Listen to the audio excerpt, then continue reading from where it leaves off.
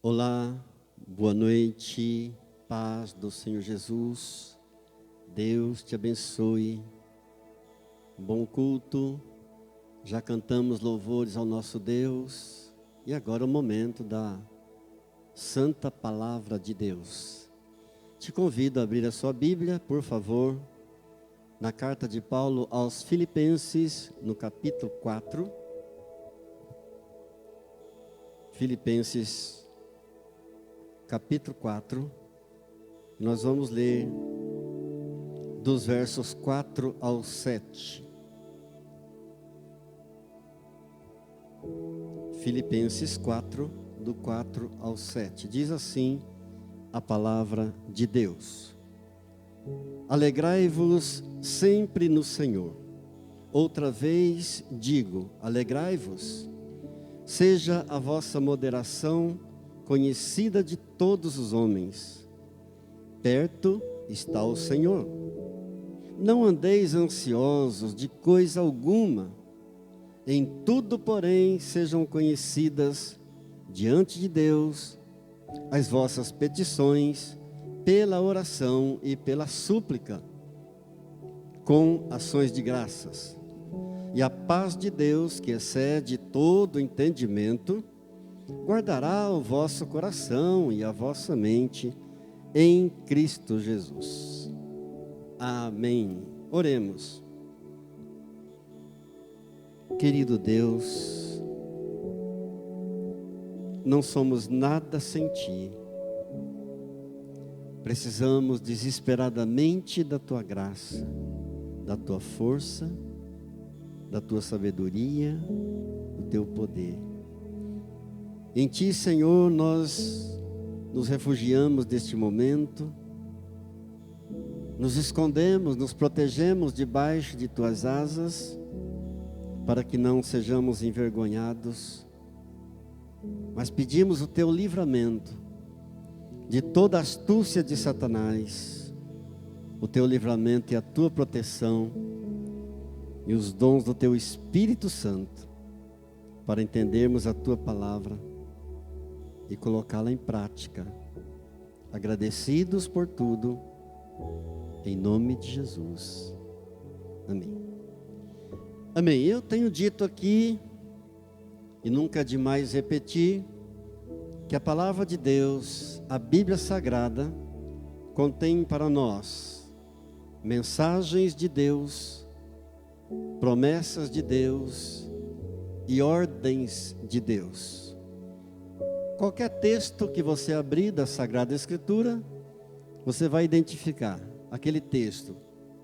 Será uma mensagem, ou será uma promessa, ou será uma ordem. Bem, esse texto que nós lemos não se encaixa nem em mensagem, nem em promessa. Portanto, aqui está uma ordem de Deus para nós, começando no versículo 4, alegrai-vos sempre no Senhor. Note, Deus não diz, se for possível, alegre-se. Quem sabe, talvez, com esforço, tente alegrar-se. Não, Deus ordena, alegrai-vos sempre no Senhor. E por que nós identificamos que esta é uma ordem de Deus? Porque toda vez que Deus dá uma ordem para nós, em seguida Ele faz uma promessa. E qual é a promessa que Ele fez aí em seguida para nós? E a paz de Deus, que excede todo entendimento, guardará o vosso coração e a vossa mente em Cristo Jesus. Amém. Essa promessa vai se cumprir? Vai depender de nós. Se obedecermos a ordem que Ele dá, sempre que Ele dá uma ordem, você vai observar, em seguida Ele faz uma promessa. A promessa irá se cumprir todas as vezes que nós obedecermos a ordem dEle. Sem obedecer a ordem dEle, não tem promessa de Deus. Não se iluda. De Deus não se zomba, com Deus não se brinca. Mas sempre que nós obedecermos, as ordens dele, as promessas dele, fatalmente se cumprirão. Diga graças a Deus. Bem, daí então nós poderíamos fazer algumas perguntas. Se Deus ordena, alegrai-vos sempre, a gente poderia perguntar, como viver alegre em um mundo tão conturbado como esse que nós vivemos?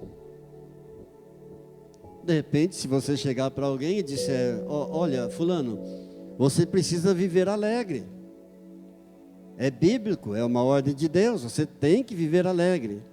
E ele poderá perguntar para você, então me dá a receita. Me ensina como fazer isso, viver alegre em um mundo tão confuso, um mundo tão agitado, tão apressado, um mundo tão barulhento como esse dos nossos dias. Uma outra pergunta que surge aqui é: por que é que o mal nos atinge?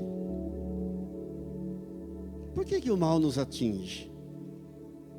E essa é a mais difícil de todas as perguntas. Essa é uma pergunta que tem ecoado no mundo inteiro desde que o mundo existe, e ela continua ecoando ainda hoje em nossos dias. Por que é que o mal nos atinge? E muitas pessoas fazem essa pergunta para si mesmas. Por que o mal me atinge? Talvez elas não fazem isso em público, mas muitas vezes as pessoas vivem perplexas com tanto mal, com tanta maldade, indignadas com tantas lutas, com tantas adversidades, e costumam pensar assim: bom, eu sou uma pessoa boa, eu sou uma pessoa honesta, eu procuro fazer todas as coisas direito, e por que o mal ainda assim me atinge? Alguns até chegam a pensar o seguinte: bom, eu sou um cristão, e sendo um cristão fiel, eu acho que isso é motivo mais que suficiente para que o mal venha me atingir. Especialmente para essas pessoas, para os cristãos que pensam assim, que questionam a fidelidade de Deus. Eu sou um cristão fiel, eu sou fiel a Deus, eu sou fiel na igreja, eu sou um contribuinte, eu ajudo na obra de Deus. Especialmente para essas pessoas, essa pergunta é mais difícil ainda. Por que o mal me atinge? Eu quero fazer nessa noite com você, olhando para a palavra de Deus, uma breve reflexão a respeito de tudo isso. Antes de mais nada, pensa comigo que viver neste mundo não é uma tarefa fácil. Aliás, é muito difícil viver aqui neste mundo. Por isso Jesus disse: no mundo tereis aflições, mas tenham bom ânimo, porque eu venci o mundo. E o Senhor nosso Deus, Ele sabe disso. Ele sabe o quão difícil é para nós vivermos aqui neste mundo. Tanto que Ele até permite a ira. Como assim, pastor? Deus permite a ira? Sim. A palavra de Deus diz em Efésios capítulo 4, verso 26. Irai-vos e não pequeis. Ou seja, você pode ter ira, mas você não pode pecar. Bom, agora ficou mais confuso ainda, pastor. Como é possível ter ira e não pecar? O próprio versículo responde. Em seguida, ele diz assim, eu estou em Efésios 4, 26. Irai-vos e não pequeis, não se ponha o sol sobre a vossa ira. Ou seja, você pode ficar irado, você pode ter momentos de ira, mas não deixe a ira pernoitar. Amém? Não se ponha o sol sobre a vossa ira. Você não pode agasalhar a ira e deixar ela pernoitar e virar para o dia seguinte. E o versículo ainda continua. E nem deis lugar ao diabo. Resumindo, podemos ficar irados, podemos ter momentos de ira, mas não podemos deixar o pecado entrar, não podemos dar brecha ao diabo e não deis lugar ao diabo.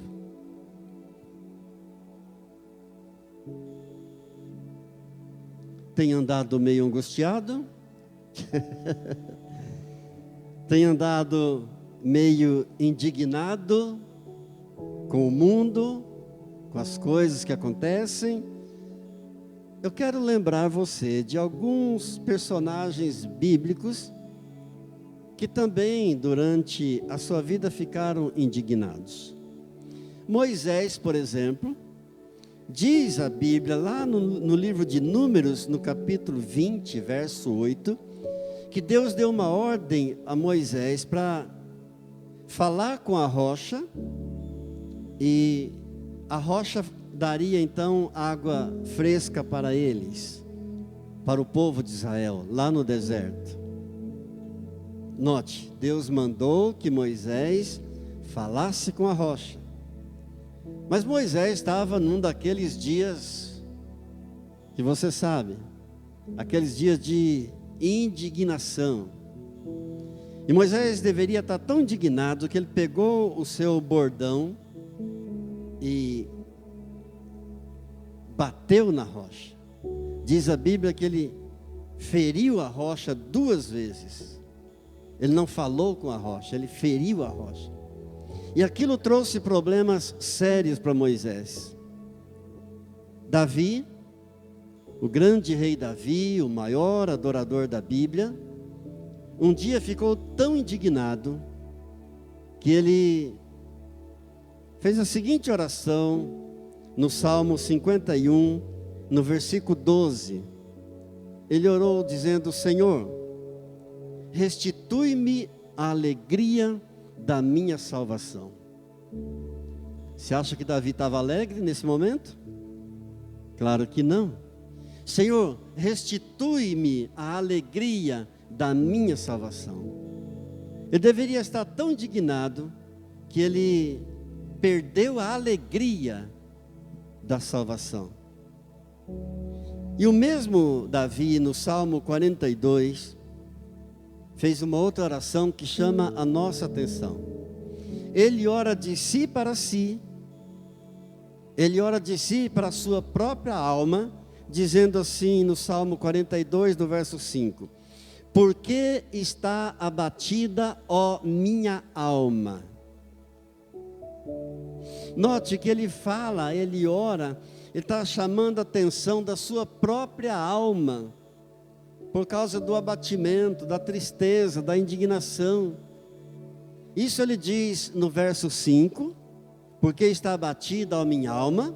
E no mesmo Salmo 42, no verso 11, ele repete a mesma oração: por que é que estás abatida, ó minha alma?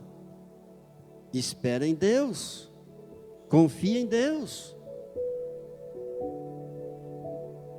Quem sabe Deus me colocou diante de alguém que está sentindo assim, um abatimento na alma. Então a tua alma está precisando ser despertada, a tua alma está precisando ser chamada a atenção. E você vai dizer para ela, como Davi orou, você vai orar e dizer: minha alma, por que você está abatida? Espera em Deus, confia em Deus.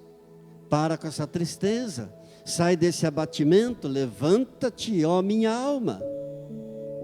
Louvado seja Deus.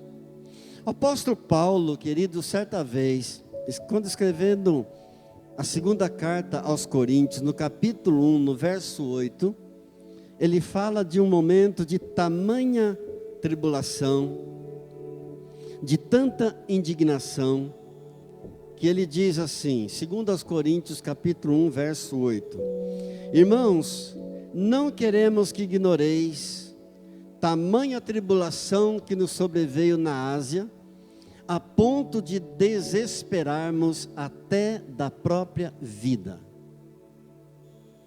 O grande apóstolo Paulo, o grande apóstolo de Jesus Cristo, estando na Ásia, disse: nos sobreveio tamanha tribulação, além das nossas forças, a ponto de nos desesperarmos até da própria vida. O próprio Senhor Jesus, lá no Monte do Getsêmani, em Mateus capítulo 26, verso 38, declarou: a minha alma está angustiada até a morte. A minha alma está triste até a morte. Então, queridos, eu repito, não é fácil viver aqui. O Senhor Jesus não nos enganou. Ele nunca disse que seria fácil, que viver nesse mundo seria um mar de rosas. Mas Ele prometeu que sempre estaria conosco no meio das lutas, no meio das tribulações, no momento de perigo, nos momentos de adversidade, nos momentos de indignação, nos momentos de contrariedades. Ele sempre vai estar com você. Amém. Eis que estou convosco todos os dias, até a consumação dos séculos. Não é de vez em quando. Eis que eu estou convosco todos os dias, até a consumação dos séculos. Louvado seja Deus. Amém. Então quero trazer uma palavra de consolo para você que de repente possa estar indignado, possa estar com a alma batida. E uma palavra para quando você, uma palavra que vai ser uma boa dica, uma dica muito importante para quando você vier a se sentir assim, indignado, abatido diante das dificuldades. Amados, o Evangelho de João, no capítulo 7, e dos versos 5 ao 7, diz assim a palavra de Deus. Ouça com carinho a palavra do Senhor. Pois nem mesmo seus irmãos criam nele. Disse-lhes Jesus: o meu tempo ainda não chegou, mas o vosso sempre está presente. Não pode o mundo odiar-vos, mas a mim me odeia, porque eu dou testemunho a respeito dele, de que as suas obras são más. Note, os próprios irmãos do Senhor Jesus não criam nele. Os próprios irmãos não acreditavam. E durante todo o seu ministério, eles permaneceram incrédulos. Aí poderia surgir aqui uma pergunta: por que é que nem mesmo os seus irmãos criam nele, como diz a palavra de Deus? Amados, pense na dificuldade dos irmãos de Jesus crerem nele. Eles que cresceram junto com Jesus, desde pequenininho. Jesus tinha uma vida normal, uma vida natural, desde criança, adolescente, jovem, ele era um carpinteiro conhecido em Nazaré, com sua vida normal. Pense na dificuldade dos seus irmãos crerem nele quando, de repente, ele vai ao Rio Jordão, ele é batizado por João Batista, e ele começa então o seu ministério. De repente, esse menino que cresceu, esse adolescente que cresceu com seus irmãos, jovem, numa vida normal, trabalhando na carpintaria com seu pai, com seus irmãos, de repente ele começa a falar coisas impressionantes. De repente ele começa a realizar milagres extraordinários. E eles ficam muito encantados, mas eles não acreditam. Isso pode acontecer também com nossos familiares. De repente nossos familiares podem olhar para nós e ver que Deus está mudando as nossas vidas, que Deus está fazendo coisas extraordinárias em nossas vidas. De repente eles até percebem que nós, depois que passamos a seguir Jesus, estamos mudados, fomos melhorados, estamos diferentes, mas mesmo assim eles não acreditam. Isso pode acontecer com qualquer um de nós. E eles permaneceram incrédulos até o momento em que Jesus morreu na cruz do Calvário, foi sepultado, ressuscitou ao terceiro dia e apareceu a seu irmão Tiago. Diz a palavra de Deus na primeira carta de Paulo aos Coríntios, no capítulo 15, dos versos 1 ao 8, que o Senhor Jesus, após sair do túmulo, ressuscitado em um novo corpo, em um corpo glorioso, ele foi visto por Cefas, que é Pedro, depois ele foi visto pelos 12, depois foi visto por mais de 500 discípulos, apareceu ao seu irmão Tiago, apareceu a Paulo, e muito provavelmente nesta aparição dele ressuscitado ao seu irmão Tiago, foi nesse momento em que Tiago então teve a sua experiência de conversão com Deus e passou a crer no Senhor Jesus. Muito provavelmente, somente depois da ressurreição é que Tiago, irmão de Jesus, veio então a crer nele. E esse Tiago então se transforma em um líder da igreja em Jerusalém, um grande líder da igreja. Quando Pedro foi solto da prisão, ele disse: avisem a Tiago, porque Tiago era o líder da igreja em Jerusalém. Lembram? Pedro estava preso numa cela de segurança máxima, e Deus enviou ali um anjo. Isso está descrito em Atos dos Apóstolos, capítulo 12, verso 17. E aquele anjo então removeu Pedro daquela cela de segurança máxima, o colocou na rua. Depois o anjo desapareceu da presença dele, e Pedro logo disse: avisem a Tiago, contem isso que aconteceu comigo a Tiago e aos irmãos. Amados, sempre que você recebe uma bênção, você deve contar, amém? Você deve testemunhar.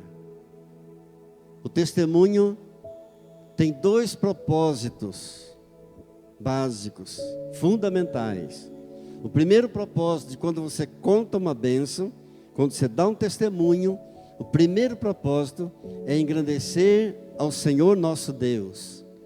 E o segundo propósito é fortalecer os irmãos na fé. Porque a fé vem pelo ouvir e ouvir a palavra de Deus. Amém?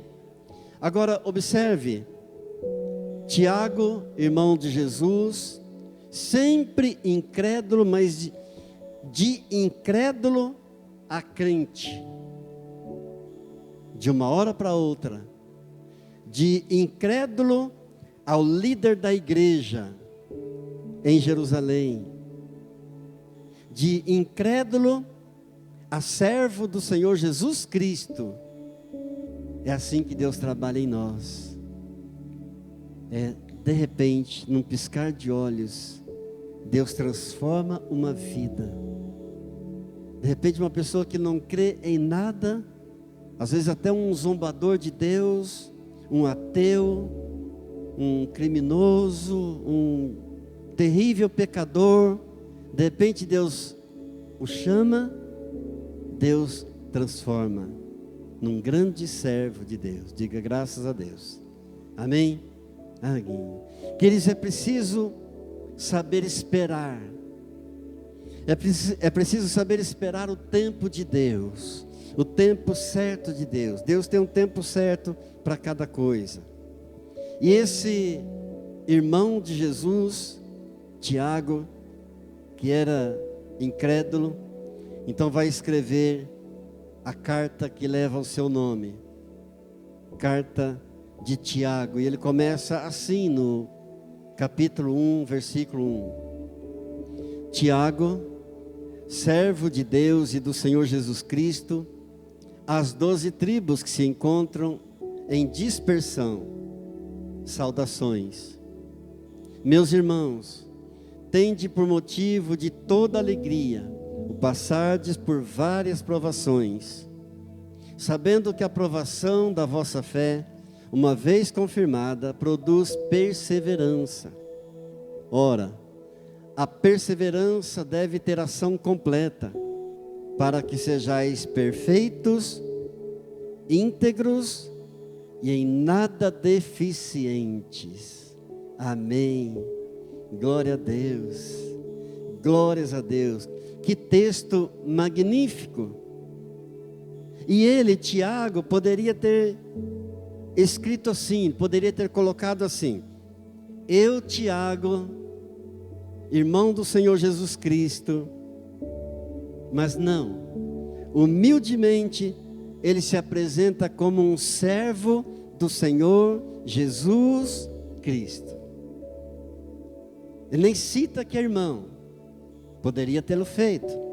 Ele diz: não, eu, Tiago, servo do Senhor Jesus Cristo. Segunda coisa, nós, eu e você, tal qual aquele povo daquele tempo, somos hoje um povo especial de Deus.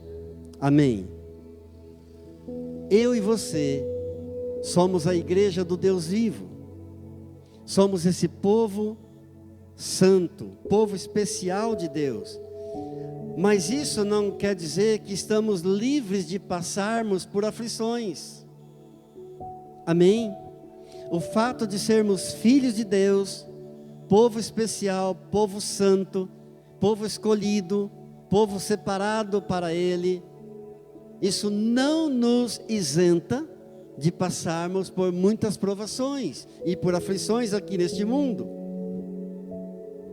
Quando ele escreve, o Tiago começa escrevendo no versículo 1, ele escreveu para quem? Ele está se referindo para as 12 tribos dispersas. Ele está se referindo a judeus convertidos, mas que haviam sido dispersos. As 12 tribos dispersas. Muito provavelmente, depois do martírio de Estevão, descrito para nós em Atos, capítulo 7, Estevão foi o primeiro mártir, o primeiro a morrer pela causa de Jesus Cristo. Muito provavelmente, depois disso, todos foram dispersos, exceto os 12 apóstolos de Jesus.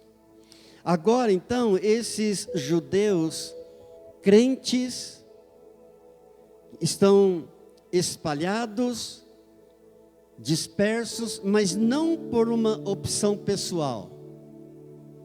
Ficaram sem a sua cidade, ficaram sem recursos, sem condições para criar seus filhos, estão dispersos, sem trabalho,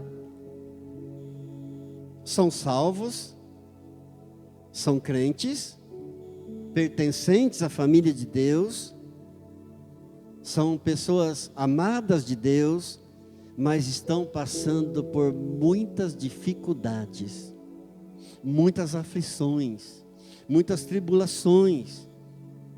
Perderam a liberdade, perderam suas casas, perderam suas terras, perderam seus bens, perderam os vínculos familiares, estão vivendo em completa instabilidade, inseguros, em peregrinação, daqui e dacolá. Suas raízes foram arrancadas, por causa de quê? Por causa da sua fé em Cristo Jesus, que ressuscitou. Diga graças a Deus.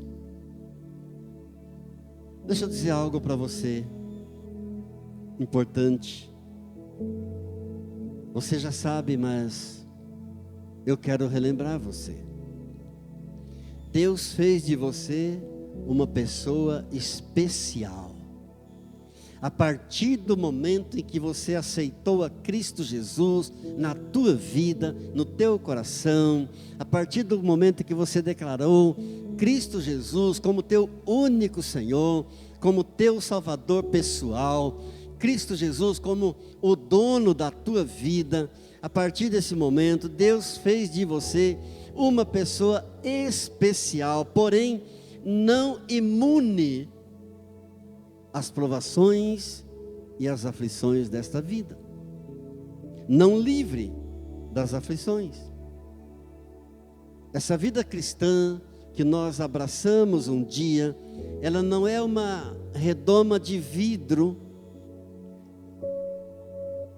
Você se tornou uma pessoa especial para Deus, mas isso não significa que você foi colocado numa cápsula e que você está totalmente livre.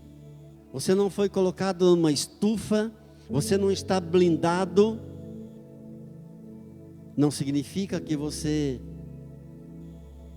não passe mais por aflições nenhuma. As lutas vêm, muitas vezes, o vale. A nossa vida é feita, queridos, aqui nesse mundo, de montes e vales. Os vales acontecem, eles vêm. Angústia vem, provas, injustiças, muitas vezes. Não estranhe. Não estranhe, porque tudo isso é compatível com a vida cristã. Tudo isso é compatível com a tua nova vida em Cristo Jesus. Em Atos, por exemplo, eu vou ler para você em Atos dos Apóstolos, o que a Bíblia diz, no capítulo 14, no verso 22, fala de muitas tribulações dos cristãos. E diz ali, confirmando os ânimos dos discípulos, exortando-os a permanecer na fé, pois que por muitas tribulações nos importa entrar no reino de Deus. Amém? Não tem um sabor muito bom isso, não é muito agradável de se ouvir, mas é a realidade da vida, é o que a Bíblia diz. eu tenho que pregar para você a realidade da palavra de Deus. Pois que importa, por muitas tribulações, nos importa entrar no reino de Deus.